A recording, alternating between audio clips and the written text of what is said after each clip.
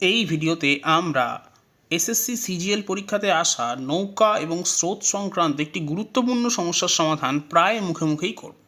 এখানে বলা হয়েছে এক ব্যক্তি স্রোতের অনুকূলে নৌকা চালিয়ে 1 কিমি পথ যাচ্ছে 4 মিনিটে। প্রতিকূলে একই দূরত্ব অর্থাৎ 1 কিমি দূরত্ব যাচ্ছে 10 মিনিটে। নদীর স্রোতের বেগ ঘন্টায় কত কিমি তা জানতে চাওয়া হয়েছে। এখন যেহেতু স্রোতের অনুকূলে 1 কিমি পথ যেতে সময় নিচ্ছে 4 মিনিট, তাহলে 1 ঘন্টা অর্থাৎ 60 মিনিটে যাবে 1/4 ইন্টু 60, তার মানে 15 কিমি। তাহলে এটাই হবে অনুকূলে বেগ 15 কিমি প্রতি ঘন্টা। এবং প্রতিকূলে 10 মিনিটে যাচ্ছে 1 কিমি, তাহলে 60 মিনিটে যাবে ক্লিয়ারলি 6 কিমি। তাহলে প্রতিকূলে বেগ হবে 6 কিমি প্রতি ঘন্টা।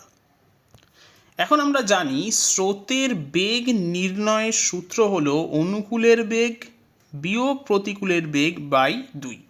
এখন যদি আমরা 15 থেকে 6 বিয়োগ করি তাহলে পাবো 9, 9কে 2 দিয়ে যদি আমি ভাগ করি তাহলে পাবো 4.5। তার মানে নদীর স্রোতের বেগ হবে অপশন বি 4.5 কিমি।